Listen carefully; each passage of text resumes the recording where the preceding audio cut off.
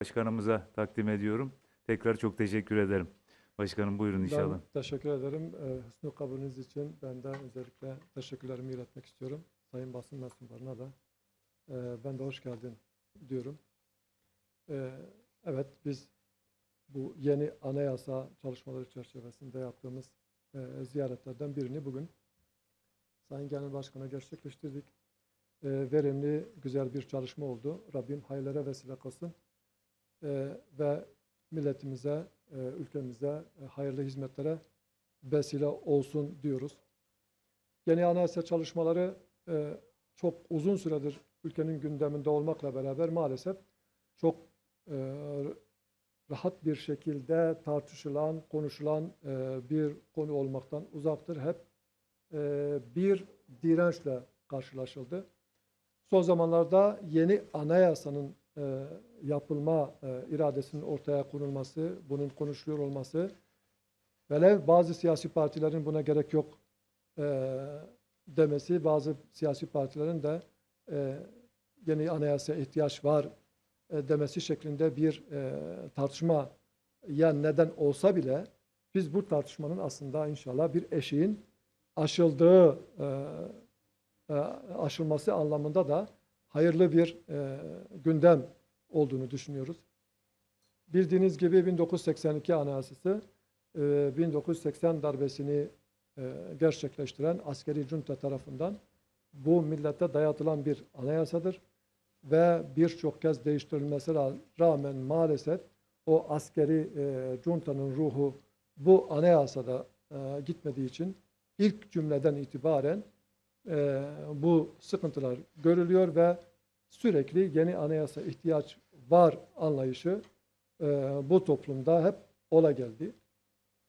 Biz bu anayasanın değişiliyor olmasını sadece bu nedenle bile olsa, içeriğinin büyük bir kısmı devam etse bile yeni bir anayasanın siviller tarafından, sivil parlamento tarafından halkı temsil eden parlamentonun özgür iradesiyle yeni bir anayasanın yapılmasını bile çok büyük bir kazanım olarak görüyoruz bu ülke için. Bu 1924'ten beri o yazılan anayasaların bir baskı ve askeri yönetim tarafından kaleme alınması bu ülkeye şöyle bir algıyı yerleştirdi. Anayasaları ancak askerler yapar ve olağanüstü dönemlerde yapılır. Bu bir ülkeye belki yapabilecek en büyük hakaretlerden biridir. Anayasalar toplumsal sözleşmelerdir. Toplumun bütün kesimleri tarafından asgari seviyede bir anlaşmanın, bir birliğin oluştuğu anlamına geliyor. Bunu sivillerin mutlaka yapması gerekir. Bu anlamda mutlaka sivil bir anayasa yapılmalıdır ki askeri vesayetin oluşturduğu anayasalardan bu ülkeyi kurtarmış olalım. Onun dışında askeri juntanın oluşturduğu anayasalar maalesef güvenlik kaygısıyla ve askerlerin hep vesayetçi kurumlar olarak ülkenin başında olmasına yönelik tasarlandığı için ülkenin sıkıntıları hep devam etti ve bu vesayet kurumu olarak ülkeye hep sıkıntılar yaşattılar. Bu nedenle bu vesayetin artık olmadığı, herkesin kendisini bu anayasada gördüğü, tanımladığı, anayasada kabul ettiği yeni bir anayasanın mutlaka yapılması gerekir. Yeni anayasalarda toplumun bütün kesimlerinin bir araya gelip söz söylemesi gerektiğine inanıyoruz. Herkes kendi sözünü söylesin. Ama neticede bu metinler herkesin mutlaka benim dediğim olacak gibi bir kırmızı çizgiyle masaya yanaşılması halinde bunun mümkün olmadığını biliyoruz. Bu çalışmamız, bu ziyaretlerimiz belki bunu ifade etmek içindir.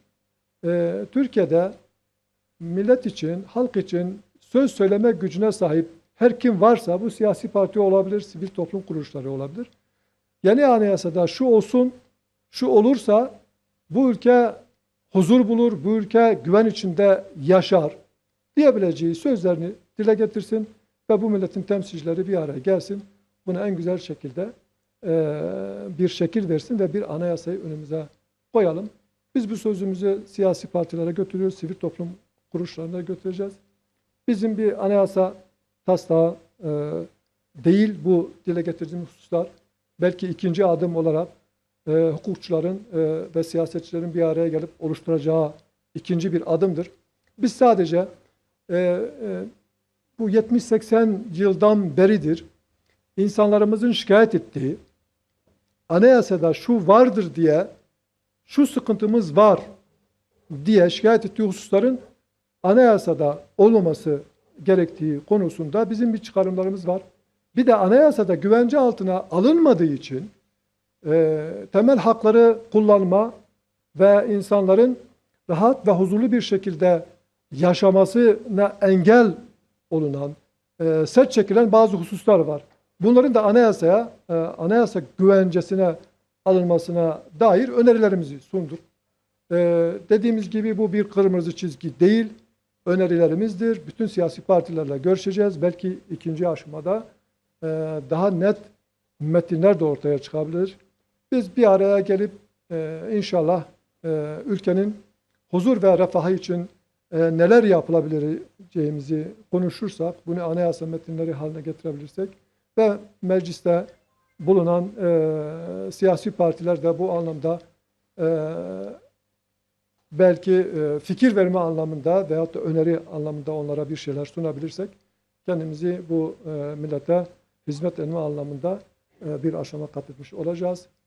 Ve bu anayasaların tabi sadece meclis çoğunluğu bulunan insanların ortaya çıkarması gereken metinler değil. Bunu mutlaka aynı zamanda kamuoyunun da huzuruna referandumda gelmesi lazım diye düşünüyorum ve bu konuda bizim söyleyeceğimiz belki ilk başta bu kadar Sayın Genel Başkan artık.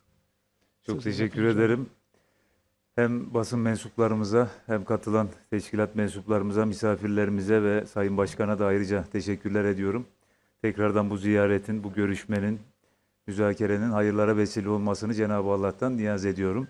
Tabii anayasayla ilgili kısım adalet boyutu bir toplum için, bir ülke için son derece büyük önem arz etmesinden dolayı anayasa kısmı gerçekten de önemli.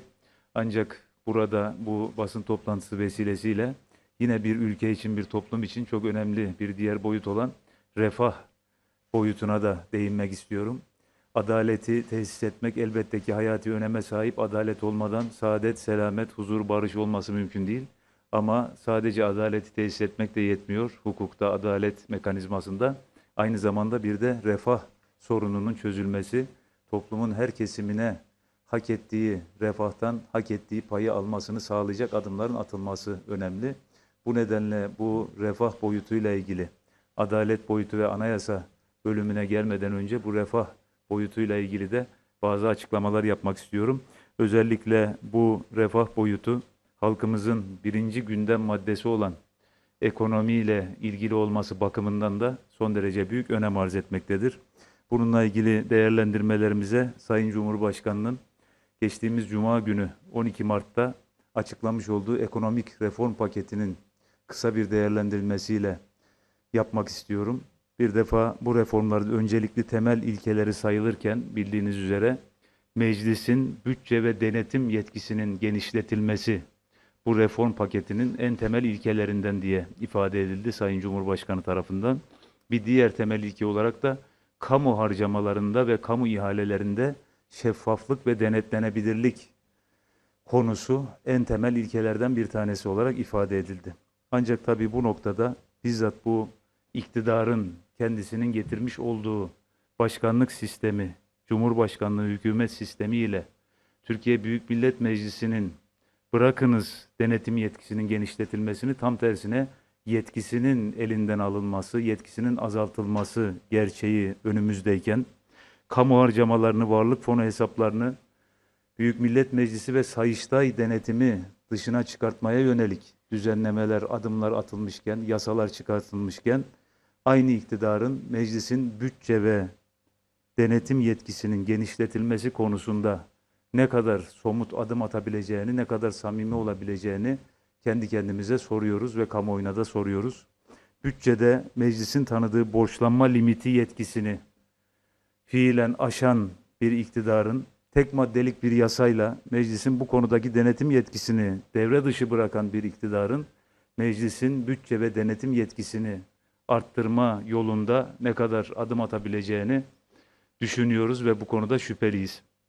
Bu vaatlerden sadece 2 gün önce, yani ekonomik reform paketi açıklanmadan sadece 2 gün önce kamu özel işbirliği projeleri ve yap işlet devret projeleriyle ilgili olarak biliyorsunuz bir yasa geçirildi. Mevcut iktidarın isteğiyle, etkisiyle meclisten. O da şu: 15 Mart 2020'den bu yana ihalesi yapılmış olan fakat ihaleyi alan müteahhitlerin finansmanını bulamadığı projelerle ilgili bu finansman için Ulaştırma Bakanlığı ve bağlı kuruluşların kefil olmasını sağlayan kanunu meclisten geçirdiler. Yani Devlet Demiryolları, Karayolları, Devlet Hava Meydanları İşletmesi gibi Ulaştırma Bakanlığı'na bağlı kuruluşlar ve Ulaştırma Bakanlığı bu ihaleyi alan ve büyük ölçüde de iktidara yakın olan müteahhitlerin yurt dışından bulacağı finansmanlara kefil hale getirildi. Şimdi böyle bir adım daha bu reform paketinden 2 gün önce mevcut iktidar tarafından atılmışken bu iktidarın kamu harcamalarında ve kamu ihalelerinde şeffaflık ve hesap verilebilirlik noktasında ne kadar samimi adım atacağını, gayret göstereceğini düşünmekteyiz. Kamu harcamalarında ve kamu ihalelerinde şeffaflık en temel ilkemiz diyen bir iktidar, bugüne kadar Türkiye'deki tüm kamu ihalelerinin %60'ını sadece 5 tane holdinge vermiş bir iktidardır. Türkiye'de 83 milyonluk Türkiye'de bugüne kadarki bütün kamu ihalelerinin %60'ını sadece 5 tane holdinge vermiş olan bir iktidar, kamu ihalelerinde, kamu harcamalarında şeffaflık ve hesap verilebilirlik ilkesini ne kadar hayata geçirebilecektir? Mevcut iktidar yine 12 Mart Cuma günü açıklanan ekonomik reform paketinde bildiğiniz gibi berber, kuaför, tesisatçı, tamirci gibi yaklaşık 850 bin küçük esnafa vergi muafiyeti getirdiğini ifade etti. Burada söylenmesi gereken, zaten alınamayan, zaten olmayan bir vergiden vazgeçtiği hükümetin açık bir şekilde ifade edilebilir. Neyi kastediyorum? Çünkü bu küçük esnaf, büyük esnaf bile perişan da bu küçük esnaf hele hele şu son bir senelik pandemi sürecinde bırakın vergi vermeyi, gelir elde etmeyi, çalışanın maaşını ödeyemedi, kredi borcunu ödeyemedi, kredi taksidini ödeyemedi, elektriğini, suyunu, akaryakıtını ödeyemedi. En temel ödemelerini, ihtiyaçlarını karşılayamadı, yapamadı. Bu nedenle de zaten bir gelir elde edemediği için bir vergi de veremedi. Şimdi hükümet olarak biz bu alamadığımız vergiden vazgeçiyoruz demektir bunun manası. Neye dayanarak söylüyorum? Bu söz konusu küçük esnafın 2020 yılında ödediği toplam vergi miktarı 220 milyon TL. 220 milyon TL yaklaşık 30 milyon dolar bir rakamdır. Ve devletin topladığı verginin belki de %1'ine bile denk gelmeyecek oranda düşük bir orandır. 850 bin esnafa bu 220 milyon TL'yi böldüğünüzde esnaf başına yıllık düşen rakam 280 TL'dir. Yani hükümetin büyük bir reform paketi olarak açıkladığı, küçük esnafa destek olarak açıkladığı madde, küçük esnafa, esnaf başına bir senede 280 TL katkı yapacağı manası taşımaktadır. Bu da 3 kilo kuşbaşı, dana kuşbaşı et, 3 kilo kavrulmuş Antep fıstığı veya 3 teneke ayçiçek yağı. Bu üçünden bir tanesi, tabii hepsi beraber değil. Bir senede küçük esnafa yapılan katkı. Bütün bunların dışında bu sözde vergi muafiyeti getirilen 850 bin esnaf dışındaki yüz binlerce diğer esnaf da olacak. Onların da hali perişan. Onların da pek çoğu kepenk kapatma noktasına geldi. Pek çoğu da kapattılar. Ancak açıklanan pakette maalesef küçük esnaf dışındaki perişan haldeki diğer esnaflar için herhangi bir madde yok. Bu bizim sorduğumuz diğer esnaflar ne olacak sorusunun cevabı maalesef paketin içerisinde yok. Yine bu reform paketinde bundan sonra döviz cinsinden borçlanmak yerine TL cinsinden borçlanacağız diye bir reform adı altında madde açıklandı. Biz de daha önceki açıklamamızda da ifade ettiğimiz gibi borçlandıktan sonra ha TL ile borçlanmışsın ha dövizle borçlanmışsın. Asıl mesele, asıl reform denk bütçeyi yapmak, borçlanmadan yatırım yapmak, üretim yapmak, istihdam sağlamak, milli kaynaklarla kaynak üretmek, borçlanmaya, borç ve faiz ekonomisine devam edecek olduktan sonra bunu ha dolar üzerinden ha TL üzerinden yapmışsınız. Efendim dolar çok riskli, döviz riskli, her sene çok hızlı bir şekilde artıyor. Evet ama TL ile borçlanmanın da faizi, maliyeti dövizle borçlanmanın 10 misli. Dolayısıyla yağmurdan kaçarken doluya tutulacaksınız. Borçla, faizle aba olunması mümkün değildir. Bunu her fırsatta ifade ediyoruz. Vergi sisteminde elektronik tutanağa geçeceğiz, elektronik sisteme geçeceğiz. Burada da söylediğimiz asıl mesele elektronik sisteme geçmek değil, vergi sistemini adil bir hale getirmek. Siz verginin %70'ini dar gelirliden toplamaya devam ettiğiniz sürece, bir araç alırken 3 araç parasını devlete vergi olarak ödediğimiz sürece, doğalgaz, elektrik, telefon faturasının yarısını vergi olarak ödediğimiz sürece, ha elektronik sistemle vergi toplamışsınız, ha analog sistemle, ha mekanik sistemle vergi toplamışsınız. Buradan bir fark oluşması mümkün değildir. Diğer ifade ettikleri, efendim ihaleleri dijital yapacağız. Evet de 1 dolarlık köprü ve otoyol işini 10 dolara ihale ettikten sonra bütün kamu ihalelerinin %60'ını sadece 5 tane holdinge verdikten sonra bu ihaleleri dijital yapsanız ne olacak? Analog yapsanız ne olacak? Bunu da özellikle ifade etmek istiyorum. Pakette tasarrufla ilgili somut sayılabilecek bir adım yerel yönetim bütçelerinde tasarruf adımıdır. Bu da endişemiz odur ki büyük ihtimalle muhalif partiden seçilmiş olan belediyelerin yapacağı yatırımların, yapacağı harcamaların kısılması şeklinde iktidar tarafından uygulanacaktır. Diğer taraftan Cumhurbaşkanlığı ve bakanlıklarla ilgili hiçbir somut tasarruf tedbirinden söz edilmemesi, yerel yönetimlerde tasarruftan söz edilmesi de bizim bu şüphelerimizi maalesef ki doğrulamaktadır. Özet olarak açıklanan pakette asıl meselemiz olan, Türkiye olarak asıl meselemiz olan üretimi, istihdamı, ihracatı arttırmaya yönelik herhangi bir somut teklif, somut bir madde maalesef ki bulunmamaktadır.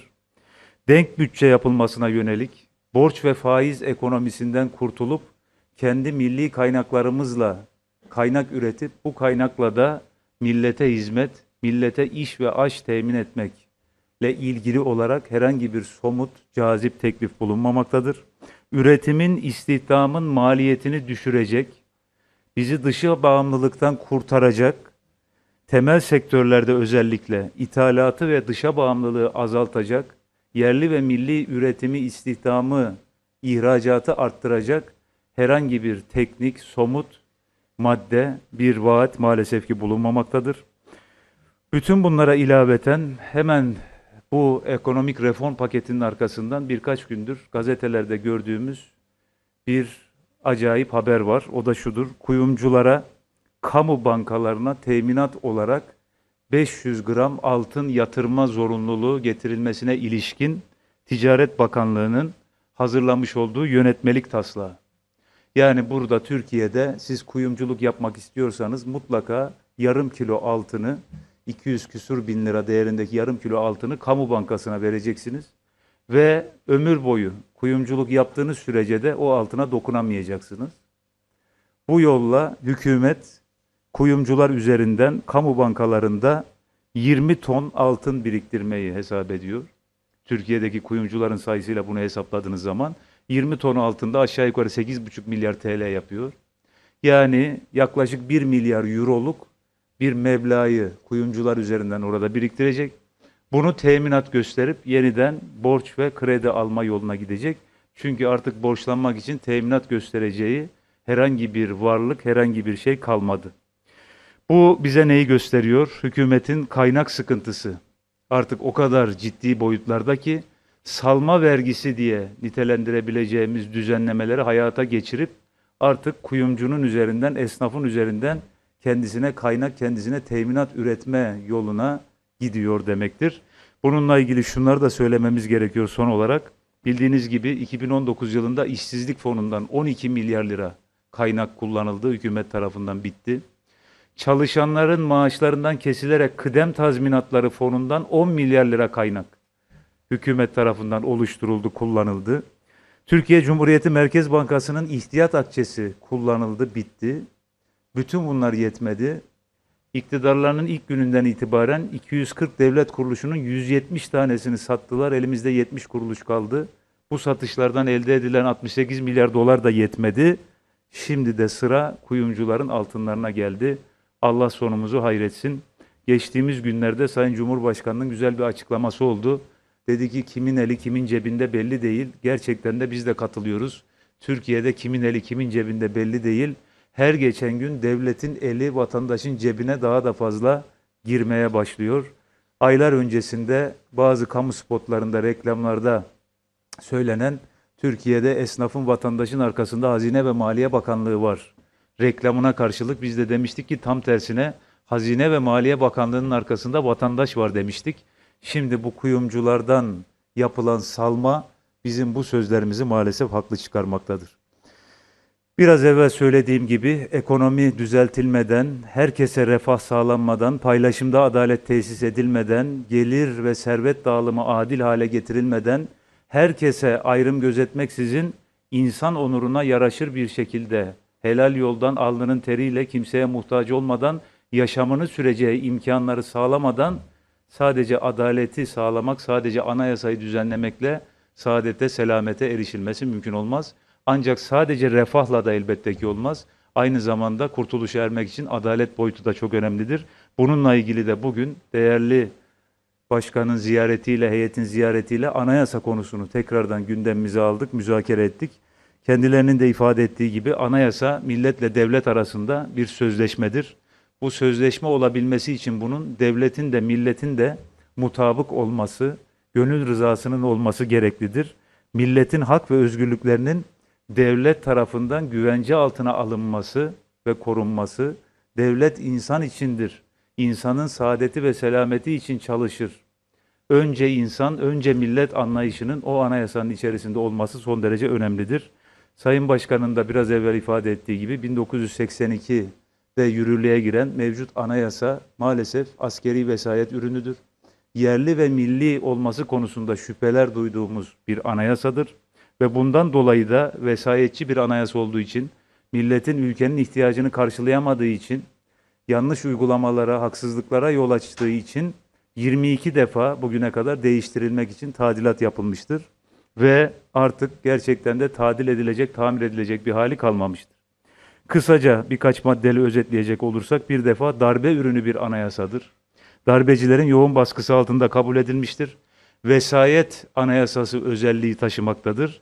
Ve geçtiğimiz aylarda Wikileaks belgeleriyle de ortaya konulduğu gibi darbenin 12 Eylül askeri darbesinin arkasında Amerika'nın parmağı olduğundan dolayı o darbecilerin ortaya koyduğu anayasanın da ne kadar yerli ve milli olduğu konusunda tartışma son derece doğaldır.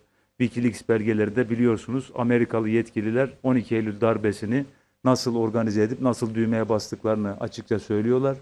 Bu darbeyi yaptırdıklarına göre darbecilere yaptırılan anayasada da darbeyi yaptıran dış güçlerin mutlaka etkisi parmağı vardır. Biraz evvel söylediğim gibi kabul edildiği günden bu yana 22 defa değiştirilerek yamalı bohça haline getirilmiştir. Ve bu nedenle de mevcut anayasa milletimize dar geldiğinden dolayı yeni, milli, sivil bir anayasanın yapılması bir zarurettir. Çünkü tabiri caizse artık bu kumaş yeni bir yamayı kaldıracak durumda değildir. Bundan dolayı ülke olarak temel hak ve hürriyetleri güvence altına alan bir yeni anayasanın mutlaka yapılması gereklidir. Evrensel hukuk normlarına uygun, kul haklarını teminat altına alan, sadece bir kesimin, sadece bir ırkın, bir kavmin hakkını değil, bütün hangi dinden, hangi ırktan olursa olsun, bütün 83 milyonun hakkını güvence altına alan kul haklarına saygılı, milli, sivil bir anayasa. Herkesin inandığı gibi düşüneceği, düşündüğü gibi konuşabileceği ve konuştuğu gibi de yaşayabileceği, konuştuklarını da eyleme dönüştürebileceği, elbette ki devletin birliğine, ülkenin birliğine, bütünlüğüne halel getirmeyecek şekilde böyle bir ortamı güvence altına alacak bir anayasa olmalıdır. Milletimizin inanç ve değerleriyle barışık bir anayasa yapılmalıdır. Açık, net ve anlaşılır olmalıdır. Laiklik örneğinde olduğu gibi bazı değişik niyetli iktidarların gelip de, değişik niyetli insanların gelip de din düşmanlığı olarak milletin inancıyla kavga etmek için kullanacağı buna müsait müphem ifadeler, kavramlar, maddeler olmamalıdır. Bunlar açık, net bir şekilde ne olduğu ifade edilmelidir. Ayrıştırıcı değil, bütünleştirici bir anayasa olmalıdır. Üniter devlet yapısı ve ülkenin bütünlüğünü koruyacak bir anayasa olmalıdır. Kuvvetler ayrımını mutlaka tam olarak güvence altına almalıdır. Ve bizim yeniden Refah Partisi programımızda da ifade ettiğimiz gibi millet iradesi üzerinde hiçbir beşeri güç tanımayacak bir anayasa olması gereklidir. Tabii ki biraz evvel Sayın Başkan'ın da ifade ettiği ve biraz evvel görüşmede de kendisiyle konuştuğumuz gibi bu yeni anayasa konusunda mutlaka meclis dışındaki partilerin de görüşü alınmalıdır. Sadece meclis dışındaki partiler değil, her kesimden sivil toplum kuruluşunun, akademisyenlerin, toplumun her kesiminin kucaklanacağı şekilde görüşlerinin alınması gereklidir. Yeni anayasa çalışmalarında bir Milli Mutabakat Komisyonu oluşturulmalıdır. Bu Milli Mutabakat Komisyonu'nda biraz evvel söylediğimiz toplumun, siyasi kesimlerin her kesiminden temsilcinin bulunması gereklidir ve çalışmalar bu Milli Mutabakat Komisyonu çatısı altında yürütülmeli ve yeni anayasanın nihai şekli de bu Milli Mutabakat Komisyonu tarafından verilmelidir.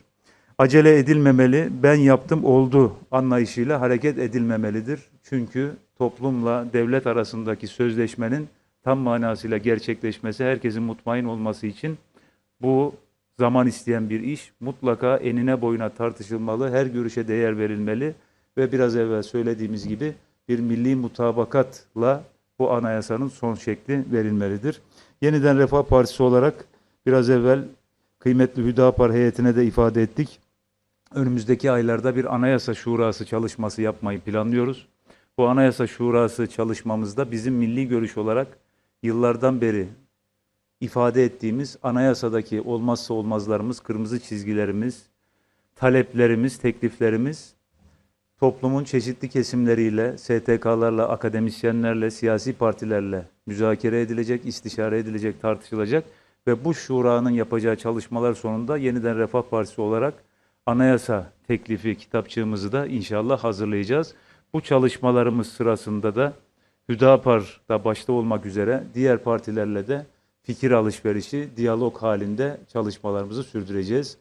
Biraz evvel Sayın Başkan'a da ifade etmiştik, heyetler arasındaki görüşmede de ifade etmiştik. İnşallah bu ziyaretler, bu müzakereler, bu yapacağımız çalışmalar milletimizin, ülkemizin, insanlığın hayrına vesile olur, kurtuluşuna vesile olur. Bu vesileyle bir kez daha ziyaretlerinden dolayı kıymetli Hüdapar heyetine, Sayın Başkan'a ve kıymetli gazetecilere, basın mensuplarına teşekkürler ediyorum. Toplantımız hayırlı olsun. Allah'a emanet olunuz. Çok teşekkürler. Buyurun, sorular da varsa onları da alabiliriz. Şimdi efendim her iki Sayın Genel Başkan'a sormak istiyorum. Gündemde bir andımız tartışması var. Danıştay'ın verdiği bir karar var. Halihazırda yeni anayasada tartışılıyor. Bu konuyu nasıl değerlendiriyorsunuz? Andımızla ilgili Danıştay'ın kararını. Bir diğer sorum da bugün genel kurulda HDP milletvekili Sayın Ömer Faruk Gergerlioğlu'nun mahkeme kararının okunması ve milletvekilliğinin düşürülmesi yönünde bir gündem var. Bununla ilgili görüşlerinizi almak istiyorum. Rudal Televizyonu'ndan Şevket Erkin, teşekkür ederim. Hoş geldiniz. Teşekkür ederim. Başkanım, siz buyurun misafir olarak. Evet. Andımızla ilgili olarak daha önce biz dile getirdik. Müstakil açıklamalarda da bulunduk. Bu ülkenin evlatlarına, çocuklarımıza yapılabilecek en büyük hakaretlerden bir tanesi bu ülke çocuklarına o andımızı okutmaktır. Çok güzel bir hareketle belki bu yönetmelikle kaldırıldı. Neticede şu anda Danıştay'ın Daireler Kurulu'nun verdiği kararlarda bu artık ülkenin gündeminden çıkması gereken bir husustur. Bunun konuşulması bile bizce zulmdür. Küçücük çocuklarımızın neredeyse bir tapınma anlamında çocuklarımızın neredeyse bir tapınma anlamına gelecek kavramlarla zihinlerinin bulandırılması çok yanlış bir şeydi. Uzun yıllar halde maalesef okullarımızda bunu çocuklarımıza okuttuk. Güzel bir karar. Biz bunun artık ülke gündeminden çıkması gerektiğini düşünüyoruz. Evet. Sormuş. Şimdi tabii bu şu anda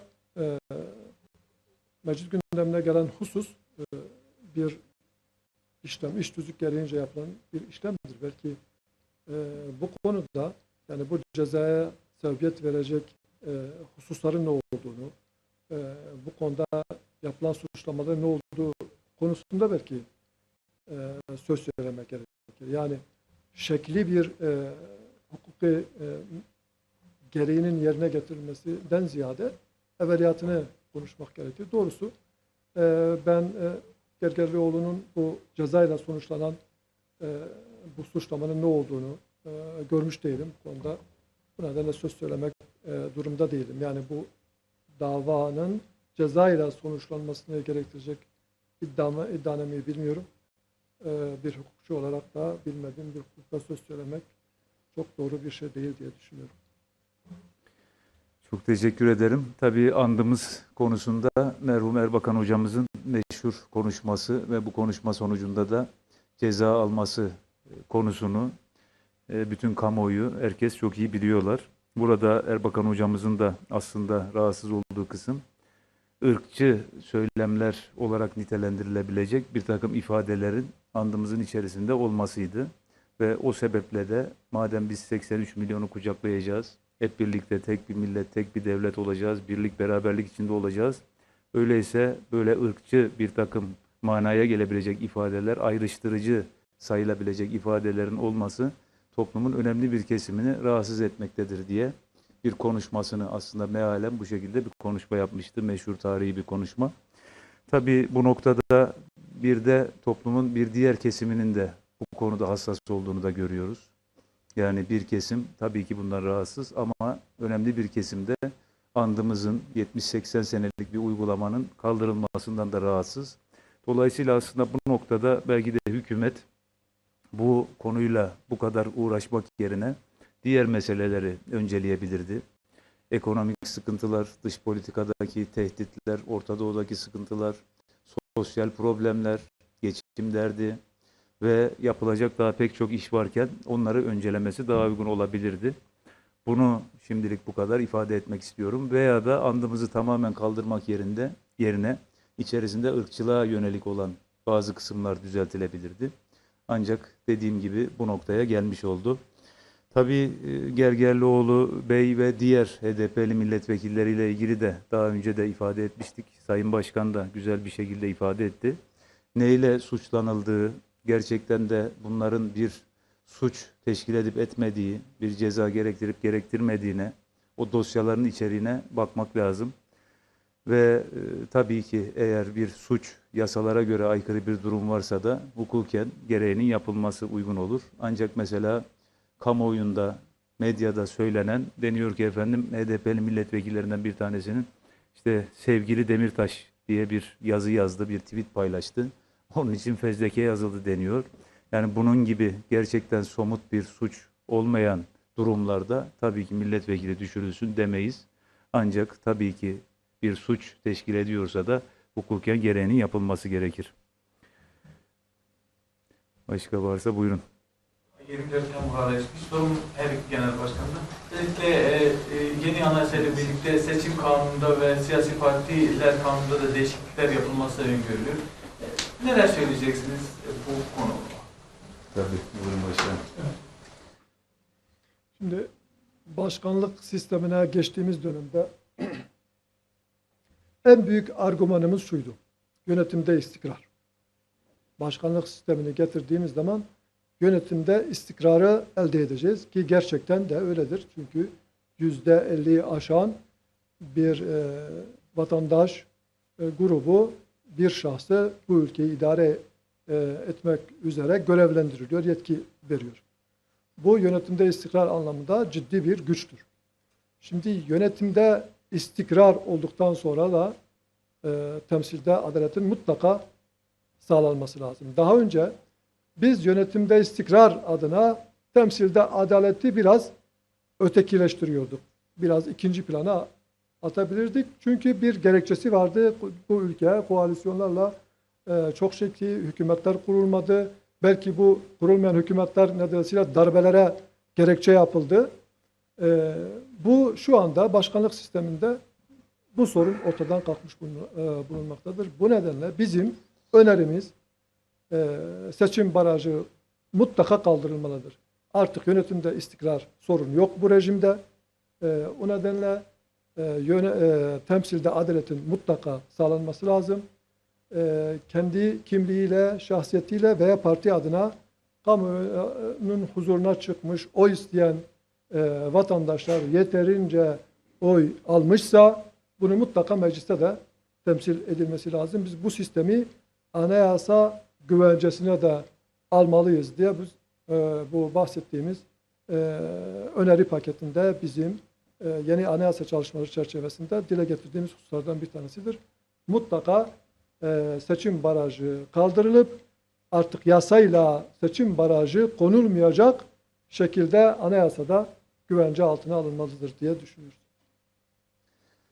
Çok teşekkür ederim. Tabii biraz evvel başkanın da ifade ettiği gibi Sayın Başkan'ın temsilde adalet konusu son derece önemli. Burada atılacak adım, yani seçim kanununda yapılacak değişikliğin ne niyetle ne maksatla yapılacağına bakmak gerekiyor. Yani bir dönem Anavatan Partisi'nin 90'ların başındaki hızlı erime sürecinde bölge barajlarını getirip tamamen iktidar partisinin, Anavatan Partisi'nin lehine işleyecek bir seçim sistemini getirmesi gibi bir değişiklik mi düşünülüyor? Yoksa gerçekten de temsilde adaleti sağlamaya yönelik adil bir seçim yapılmasına yönelik mi bir değişiklik düşünülüyor? Bu kısmı önemli. Özellikle son dönemde yapılan anketlerde Cumhur İttifakı'nın oy toplamının, oy oranının hızlı bir şekilde eridiği gözüküyor. %35'in de altına doğru her iki partinin toplam oyunun gittiği gözüküyor. Dolayısıyla da bizim buradaki düşüncemiz, endişemiz daha ziyade iktidarın, Cumhur İttifakı'nın lehine olacak, onu daha çok temsil edilmesine vesile olacak bir sistemin getirilmesi istenebilir. Bu noktada şüphe duyuyoruz. Ancak böyle olmazsa elbette ki adil bir sistem getirilmesi için, temsilde adaleti sağlayacak bir sistemin getirilmesi için bir düzenleme olursa da elbette ki bizler de destek oluruz.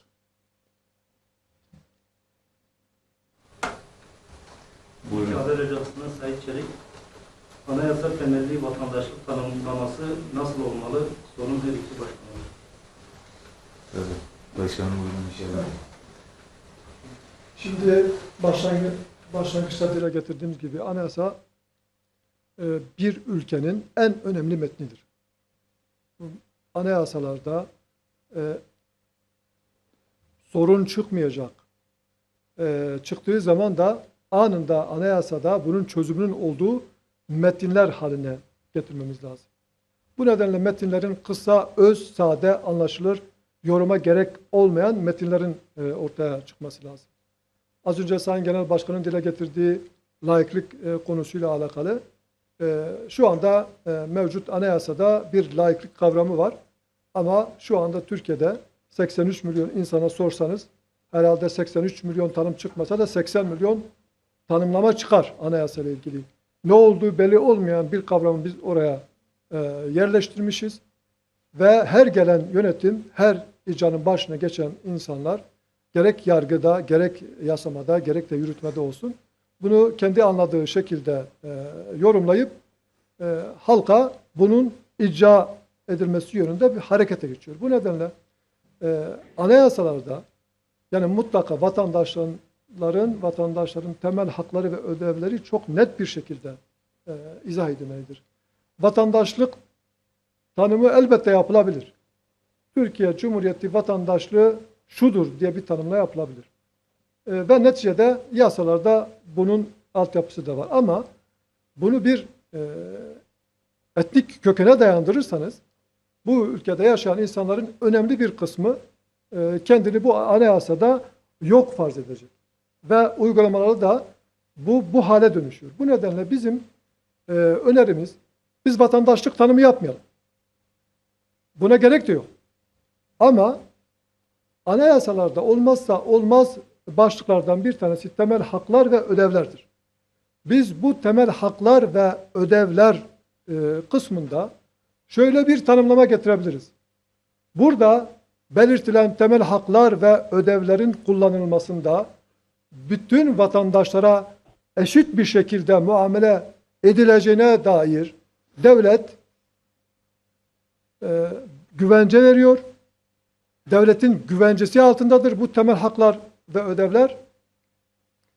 Aynı zamanda bu devletin görevi, sorumluluğu ve meşruiyet kaynağıdır. Şimdi ülkede yaşayan bütün insanların temel hakları ve ödevlerini devlet kendisine bir görev olarak alıyorsa ve meşruiyet kaynağı olarak görürse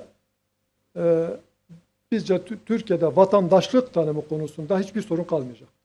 Devlette biz bir görev yükleyeceğiz bu anlamda ve vatandaşlık kavramına da çok önemli bir tanımlama getirmiş olacağız. Böyle bir tanımlamanın yapıldığı bir anayasa, ülkede yaşayan bütün insanların kendini rahatlıkla ifade edebileceği ve kendi haklarının güvencesinin devlet olduğunu tasavvur edeceği, buna inanacağı bir yönetime kavuşmuş olacağız.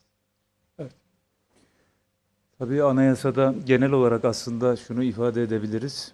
Hem bu maddeyle ilgili gazeteci arkadaşımızın sorduğu hem de bütün genel mantık olarak bizim medeniyetimizin, bizim tarihimizin, bizim inancımızın, bizim milletimizin ki merhum Erbakan hocamız tarihin en şerefli milleti diye tanımlardı. Çünkü millet olarak da bu coğrafyada, bu topraklarda yaşayan ecdadımız döneminde, Osmanlı döneminde İslam'a, millete, ümmete, insanlığa hizmet eden bütün insanları kastediyordu. Biz tarihte en şerefli işleri yaptık diyordu. Tarihimiz şerefli bir tarih. Bu da bizim medeniyetimizin, inancımızın, kültürümüzün, temel değerlerimizin bir sonucu. Dolayısıyla anayasamızı yaparken, kanunlarımızı yaparken de bu prensiplere sadık kalınması pek çok sorunu çözecektir. Bunu ifade etmek isterim. Bizim ecdadımız bir savaş sırasında gittiği bir toprakta, bir bölgede, bir ülkede çimenleri ezmeyelim, çiğnemeyelim, çiçeklere zarar vermeyelim.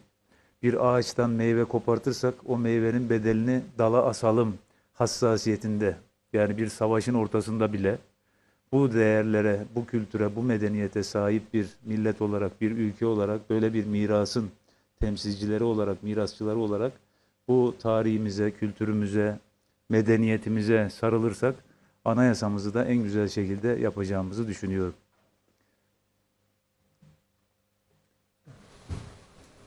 Herhalde tamamlandı gibi. İsterseniz buyurun son olarak sizi de alalım. İstiklal Gazetesi'nden Eren Talha Avcı. İYİ Parti Genel Başkanı Meral Akşener'i ziyaretinin sonrasında kulislerde 3. ittifak konusu konuşulmaya başlandı. Sizin bu konuyla ilgili görüşleriniz nelerdir? Teşekkür ederim.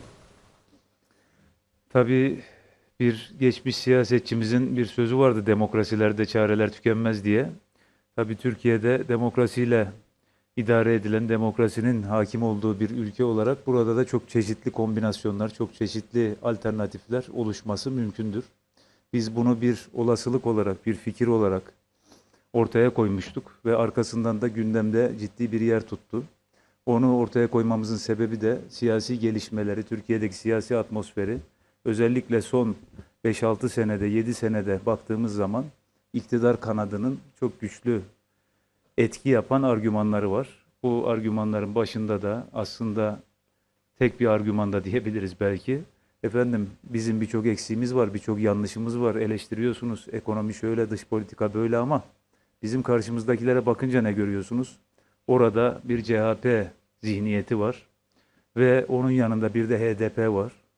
Dolayısıyla yıllarca milletle, milletin temel değerleriyle barışık olmayan bir takım icraatlar yapan CHP zihniyeti, iktidarın anlatımını söylüyorum şu anda. Ve diğer taraftan da terörle iç içe geçmiş bir HDP, gene iktidarın anlatımını aktarıyorum.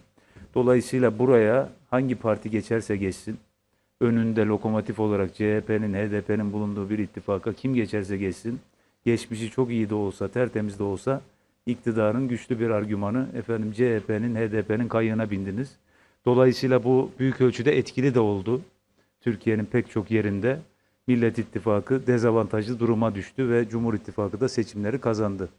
Dolayısıyla şimdi bu noktada eğer yanlış yapılanlar herkes tarafından görülüyorsa ekonomi alanında, dış politikada biraz evvel söylediğimiz özellikle herkese refah sağlanması noktasında iktidarın bu yanlışları görülüyorsa, özellikle de borç ve faiz ekonomisi dolayısıyla çok sıkıntılı bir noktaya doğru gittiğimiz, belki de Allah vermesin geri dönüşü olmayan bir noktaya gidebileceğimiz görülüyorsa, o zaman muhalefet partileri bu gidişata dur demek istiyorlarsa bir formül ortaya koymaları lazım. Bu formülde CHP'nin, HDP'nin olmadığı, toplumun sağ partiler olarak nitelendirdiği partilerin bir araya gelmesiyle bir ittifakın oluşturulması. O zaman iktidarın yıllardan beri kullanmış olduğu temel argümanı elinden alınmış olacak. Rakip ittifakta sağ partilerden oluşuyor.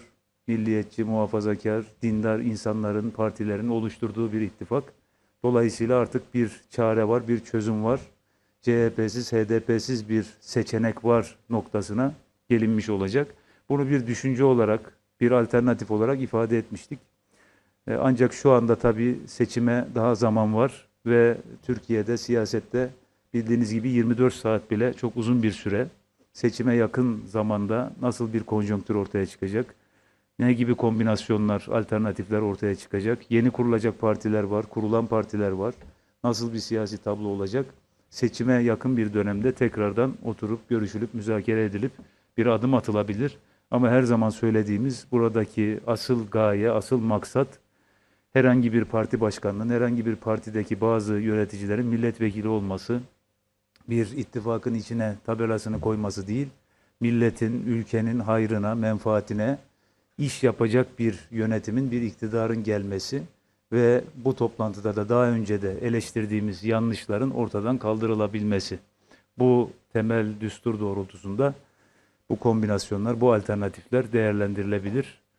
Dediğim gibi siyasette bunlar da son derece normaldir. Demokrasilerde bunlar son derece normaldir.